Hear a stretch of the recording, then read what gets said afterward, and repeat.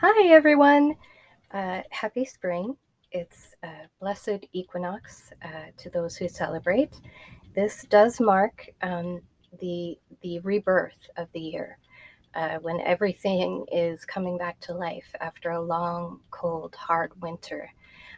We saw the beginning of the rebirth way back at Yule, at the solstice, the winter solstice, and now we have come to the equinox, and the rebirth that it symbolizes applies to everything in nature that we see around us.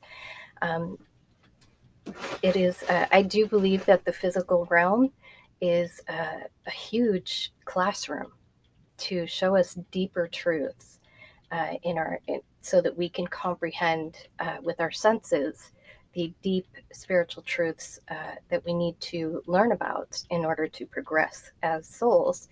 And rebirth is a huge, huge aspect. Of course, life, death, rebirth, and it just is a recurring cycle. Um, we see it every year in the seasons, and we repeat through day and night as well. The lunar cycle this year is also adding its dimension to the rebirth. We are coming to a new moon very soon, at the same time as the equinox this year. So it is extra rebirth energy that we're dealing with. And I did call the channel sorry, Philosophical Phoenix. Um, the phoenix is a huge mythological representation of rebirth and transformation. Um, of course, the phoenix is immortal, and the origin is debatable. It's thought to be Egyptian. It's also argued that it's Greek, but essentially there are anagrams of it in many different cultures. So the core truth there is the rebirth that follows an immolation. The phoenix goes through its life after it hatches from the egg, and after, I believe it lives to 500 years, at least according to the mythology that I'm familiar with. Um, and after 500 years, it just feels the time of rebirth approaching, and it builds its own pyre, its own wooden nest in a way, but it's not just a nest. It is for the purpose of a fire, and it goes through the fire quite literally and is burned to ashes, and then reborn in the ashes. Um, so this is a process that is agonizing for the phoenix. It is burning is one of the most painful ways to die. Um, and so it is kind of horrifying in a way, the methodology that we see with death and rebirth. And it's scary, knowing that this is something that lies ahead for all living creatures in some way. Um, Certainly, we won't necessarily be immolated, hopefully not, but there are so many other symbols in our world that are much more common, like the butterfly. Everybody has seen probably some kind of lesson on the butterfly life cycle. Um, and of course, that it begins as a caterpillar. It progresses through its self absorbed life cycle of just eating and consuming. That's all it's about. The caterpillar just exists to eat. And this is it's created to be self absorbed in that way. And we see the parallels with human nature. Um, and this is why many times we consider very self absorbed people to be young souls. Children are similarly very self absorbed, but it's in innocence. So it's a process that we all face and go through. And sometimes we endure many cycles of life, death, and rebirth on a spiritual level or mental, emotional levels. Um, and the rebirth is something we anticipate with great joy. We always welcome spring. I know I do. The smell of the earth and the wildflowers that bloom, and just the beauty of the greenery peeking through the snow in many areas, and the buds on the trees swelling and finally bursting into life, and the birds returning from their southern climates where they had migrated to, and laying eggs and mating, building nests. This is the beginning of it all, the whole beautiful summer that approaches. And the thing that we often kind of skip over is the pain of rebirth. Of course, humans, any mother knows that giving birth is painful in the extreme, and yet we see it as something to celebrate because it is such a joy. Um, there's nothing like it, giving birth, and we see that all around us in the year, the cycle of the year, in the cycle of animals. And like I said, started to talk about the butterfly. Um, the caterpillar consumes its way toward the chrysalis, and it builds the chrysalis around itself, and then it begins a chemical process, biochemical process of dissolving. Essentially, the caterpillar becomes a soup. Really, it just completely dissolves, and then it rebuilds from scratch, from nothing, into this completely different creature with wings and the power of flight. And there is a lot of symbolism in the life cycle of a butterfly. And I think just about every faith has used it as a symbol of transformation and rebirth. And for good reason. The caterpillar doesn't have any idea what is ahead of it. And we don't either. Anything young is just exuberant and full of life and the vibrance of um, birth and new life. And that is the exciting aspect of spring. Um, but it comes after agony, the agony of the caterpillar melting into a soup and having to rebuild itself into a butterfly.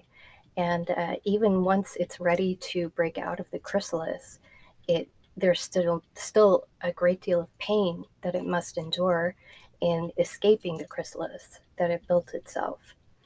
Um, one lesson that a lot of children learn to their grief, including myself, is that you must not help a butterfly who is breaking out of the chrysalis.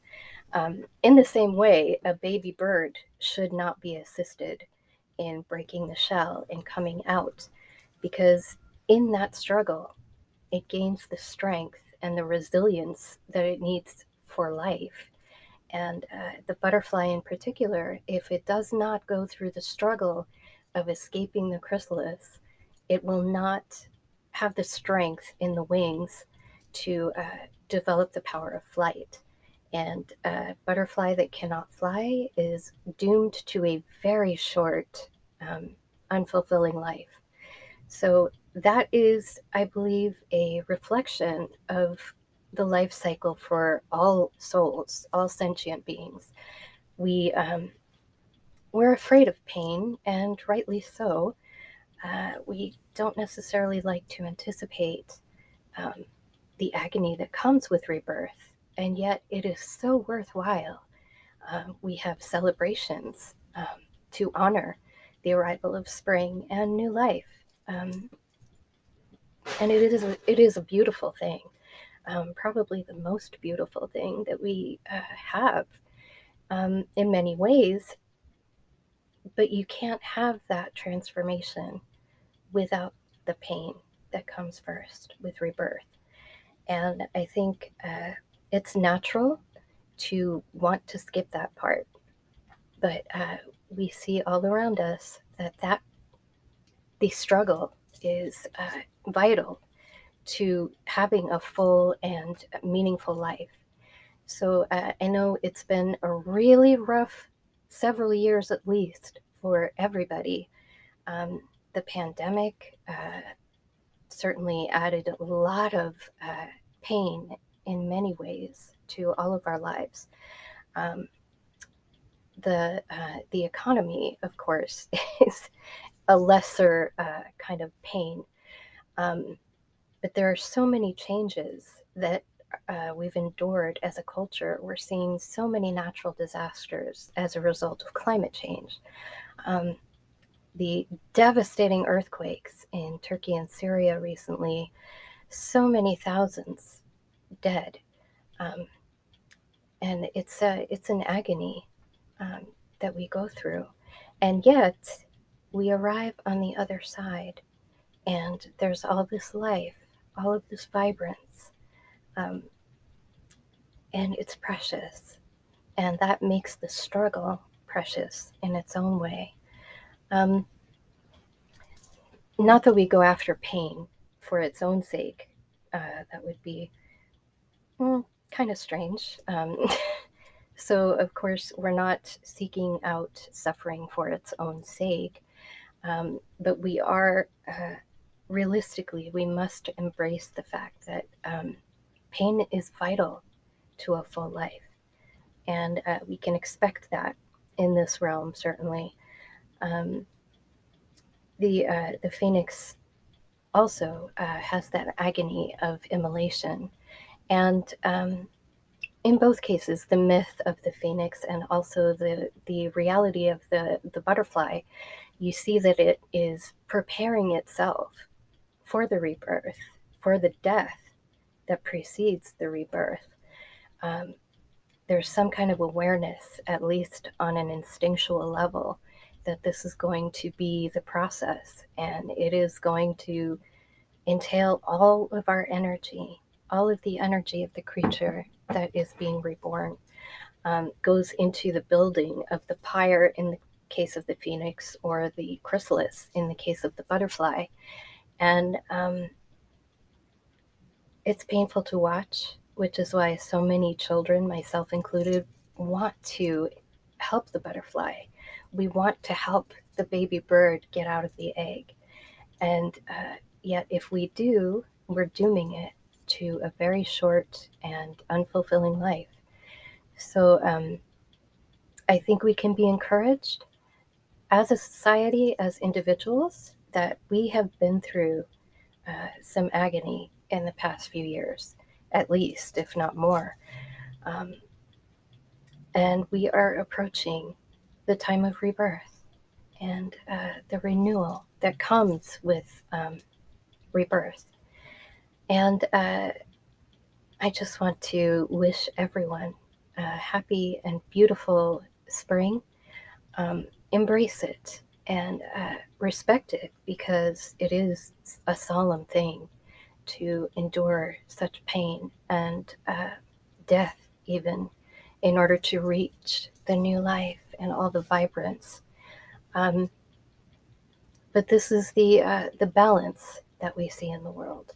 So the spring is not just a representation of time in balance in terms of day and night. It's also the balance of rebirth in the seasons. And pretty much all of the creatures begin to anticipate their young and the rebirth that approaches around this time. And I think we can learn a lot from it, and we can gain encouragement as we progress forward and move forward without fear. Um, because this is something that we must endure in order to reach the joy that lies beyond. And I hope you guys are having a beautiful spring. Um, And I wish you all the very best and a successful transformation. Um, and we can help each other without destroying the process. Um, some of us have already endured several rebirths. And I know for me, I have been through Phoenix cycles already, and I'm almost 50. So there's been a lot of them, and partly because I tend to insist on learning things the hard way. But be encouraged wherever you are on the cycle, life, death, rebirth. One will follow the other infinitely, as far as we know. Um, so embrace the resurrection, the rebirth, the renewal that comes with the spring. And I wish you all a beautiful journey. And I think that's about it. Have a great week. Bye.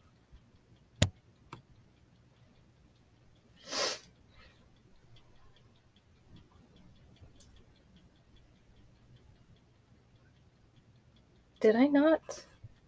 Nice. Very nice.